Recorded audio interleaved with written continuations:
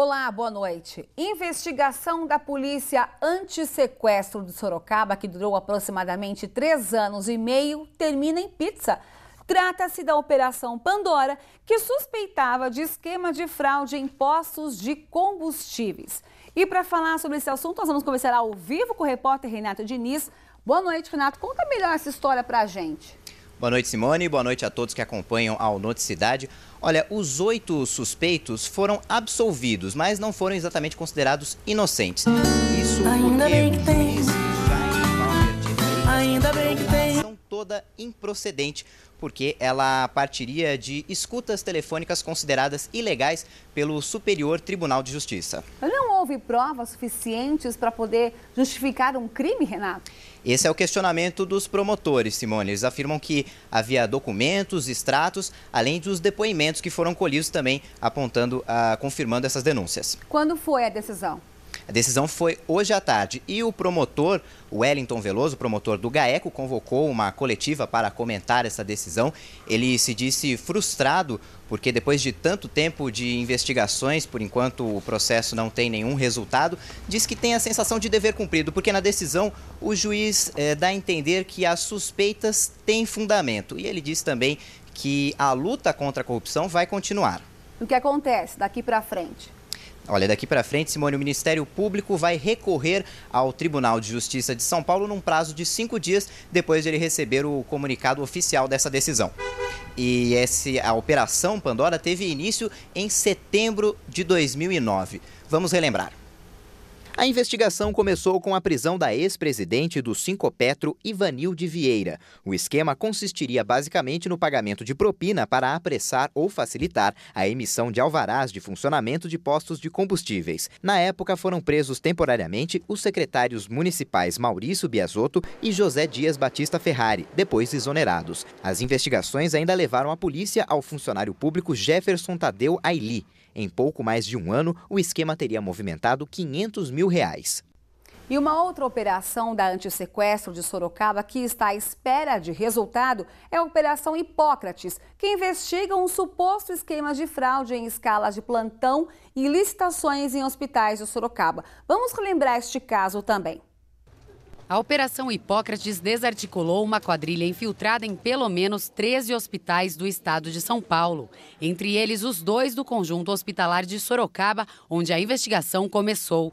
Na cidade de Sorocaba foram 12 presos suspeitos à denúncia de desvio de verbas públicas, facilitação em licitações e também falsos plantões envolvendo os médicos, enfermeiros e até dentistas, entre eles o ex-diretor do CHS, Heitor Consani.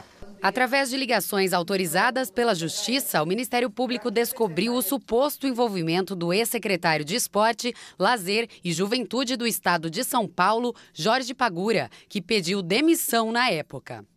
E sobre esse julgamento final, vamos voltar a conversar ao vivo com o Renato Diniz. Renato, e sobre esse caso, há alguma novidade? Tem novidade, sim, Simone, e é uma vitória do Ministério Público. O Tribunal de Justiça de São Paulo rejeitou, na verdade, o habeas corpus que paralisava essa investigação. Rejeitou por unanimidade, 3-0. A defesa dos suspeitos alegava que a investigação começou por uma denúncia anônima, o que não foi confirmado pelos desembargadores. Agora, a investigação estava paralisada do início e agora vai continuar. O Ministério Público ainda aguarda a defesa por escrito dos suspeitos. Simone.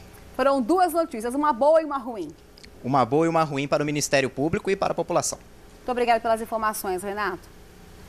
Parque Hopi Hari divulgou hoje que estabeleceu um acordo com a família da jovem que morreu após cair do brinquedo que leva o nome Torre Eiffel. O acidente foi em 24 de fevereiro de 2012, quando a menina estava em férias. Ela morava com os pais no Japão.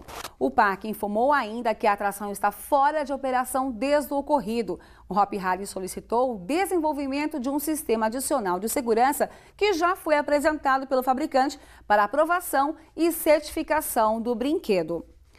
Uma colisão entre 2 motos deixou 2 pessoas com ferimentos leves na rodovia Raposo Tavares, em Sorocaba. Uma carreta que vinha logo atrás não conseguiu frear. A carreta estava carregada com 27 toneladas de pedra e, para não colidir com um dos veículos que estava parado na pista por conta do acidente com as motocicletas, desviou para o acostamento e atingiu uma viatura da Polícia Militar Rodoviária que fazia a sinalização do local. Ninguém ficou ferido e a pista não precisou ser interditada, mas o trânsito ficou lento no local. Segundo a Polícia Rodoviária, o motorista da carreta fez o teste do bafômetro, o resultado deu negativo.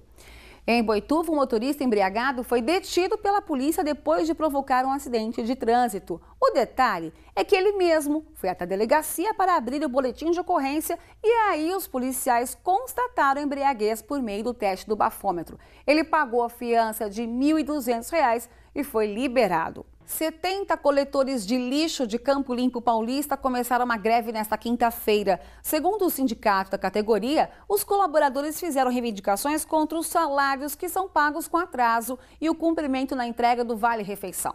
A empresa responsável informou que amanhã, às 14h, vai fazer uma reunião com o sindicato e alguns funcionários para definir se a greve continua ou não. Tomara que não. Criminosos tentaram explodir um caixa eletrônico no bairro residencial em Jundiaí. A polícia informou que o explosivo chegou a ser detonado, mas não abriu o cofre. O caixa ficou danificado e o alarme da agência foi acionado. Os suspeitos conseguiram fugir. 2 adolescentes de 16 anos foram detidos pela Guarda Municipal de Sorocaba após serem flagrados com uma moto furtada. Os jovens estavam e, ao perceberem a viatura, a guarda fugiram. Ele foi constatado que a moto havia sido furtada no mesmo dia. Os menores foram ouvidos na delegacia e liberados aos pais. Foi adiada a votação do projeto que prolonga para o prazo para os estabelecimentos comerciais que se adequem à lei que obriga ao alvará especial de funcionamento após a meia-noite em Sorocaba. Donos e funcionários de bares e restaurantes estiveram presentes para protestar contra a lei, que entrou em vigor em outubro do ano passado. O sindicato do setor informou que o índice de desemprego aumentou em 30% se comparado ao mesmo período do ano passado. Por conta do horário do fechamento à meia-noite, é uma carga horária menor, então, portanto, eles precisam de menos trabalhadores para a execução desse trabalho. Os músicos que dependem dos bares para lucrar também saíram prejudicados com a lei. Alguns bares deixaram de fazer música ao vivo, até porque o alvará especial é para quem faz música ao vivo, quem não precisa fazer está dispensado de ter a alteração mais cara. Então esses bares deixam de contratar bandas menores e também existe uma questão que os músicos recebem por cover artístico. Então você tem diminuição da frequência do público, você tem diminuição do valor. Os vereadores Marinho Marte e Isídio de Brito apresentaram hoje o projeto que prolonga o prazo para 1º de novembro para que os estabelecimentos se adequem. Nós objetivamos fazer várias alterações na lei em conjunto com os proprietários e com o sindicato dos empregados, visando flexibilizá-la para que esta lei acompanhe o crescimento e o movimento da cidade. Na tribuna, o vereador disse ainda que o grande objetivo da lei não foi cumprido. Curiosamente, a grande bandeira desta lei, enviada a esta casa pelo prefeito Vitor Lipe, era a queda no índice de criminalidade. Pasmem os senhores vereadores que não houve nenhuma queda no índice de criminalidade. A votação deve acontecer na próxima terça-feira. Você confere agora os principais assuntos destacados no Noticidade de manhã. Estacionar o carro em vaga de deficientes e idosos nos shoppings e supermercados de Sorocaba pode render multa de R$ 53,20. Empresária de Sorocaba e o marido Recolhe tratam de dezenas de cães abandonados. O casal dá exemplo de solidariedade e se orgulha de cuidar dos animais que depois podem ser doados. Jundiaí é conhecida por ser a terra da uva, mas outro fator também ganha destaque. A cidade também é considerada a que reúne a maior concentração da colônia italiana, que ainda preserva a cultura e as tradições da Itália. Os prefeitos de Mairinque, São Roque, Araçariguama, Alumínio e Ibiúna se reuniram em Mairinque para discutir a possibilidade da criação de um consórcio de saúde entre os municípios. A proposta é garantir atendimento especializado, consultas e exames para os moradores dos 5 municípios. Esse foi o segundo encontro. No dia 11 de março, deve acontecer uma outra reunião.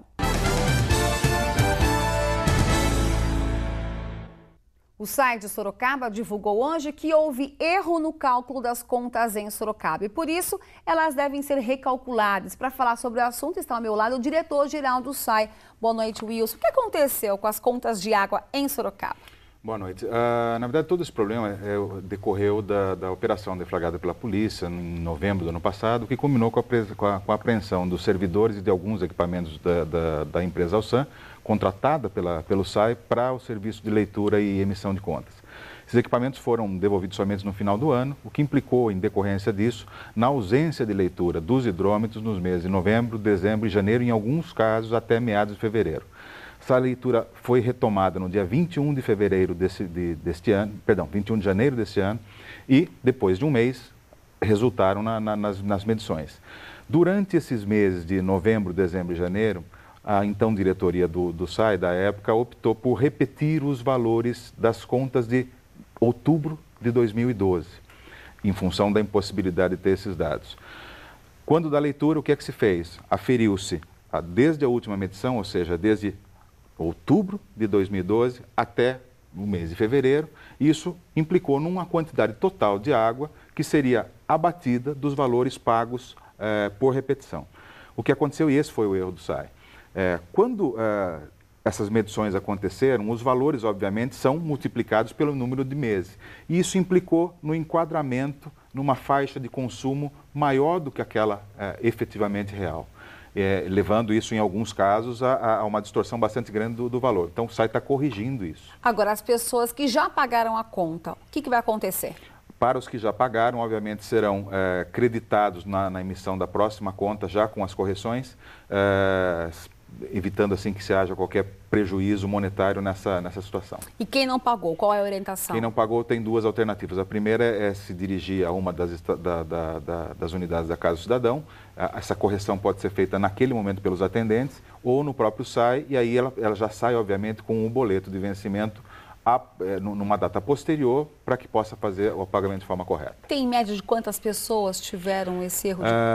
Nós temos, na verdade, são mais ou menos 40 mil contas que já foram entregas de um universo de 195 mil. Nós suspendemos agora quaisquer novas entregas até que se corrija isso, e ao longo da semana nós devemos retomar a entrega já com as correções realizadas. Muito obrigada pela sua participação e orientações. Eu que agradeço. Até o fim de março, a Prefeitura de Sorocaba deve emitir um decreto que regula o repasse de recursos para o Fundo de Apoio ao Desporto Amador de Sorocaba. A decisão foi após uma reunião entre representantes da Prefeitura e a comissão que representa as modalidades esportivas da cidade. Por enquanto, ninguém recebe verba municipal. A sexta-feira deve ser de sol na região e o calor continua. Confira agora como ficam as temperaturas em algumas cidades da região.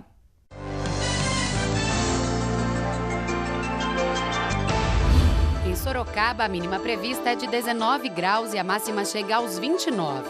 Itapetininga tem mesma mínima, mas a máxima não passa dos 28 graus.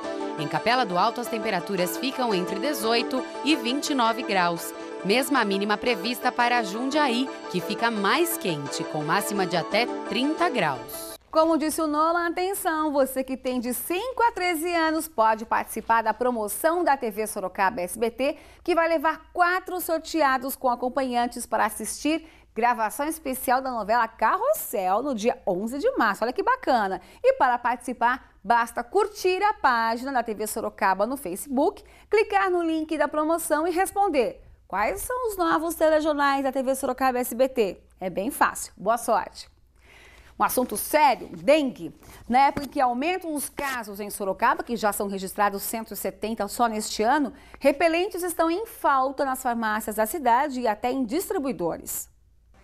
Eles estão nas prateleiras, mas em menor quantidade. Esta farmácia em Sorocaba costuma ter estoques de repelentes, só que agora todas as unidades vão direto para as prateleiras. O estabelecimento vende repelentes do tipo spray, loção e aerosol, mas agora tem menos unidades do que em outros meses, reflexos da preocupação com a dengue. As pessoas estão aumentando a procura mediante ao caso que aconteceu de morte, e as escolas vêm solicitando que as pessoas utilizem o repelente nas crianças e também nos adultos, nas famílias. Os consumidores aproveitam para comprar as poucas unidades que restam. É o caso de Carlos, que não conhecia o produto. Por curiosidade, eu quis ver o que era, porque eu nem sabia que tem repelente. Eu sei sobre dengue, você tem que tomar uma medicação para valer, que um repelente não seria algo que combatesse. Para mim é novidade. Nesta prateleira, a farmácia costuma disponibilizar os repelentes voltados a bebês, mas como a procura tem sido grande, o produto está em falta. Para se ter uma ideia, a drogaria havia comprado nesta última quarta-feira 10 unidades. Na quinta,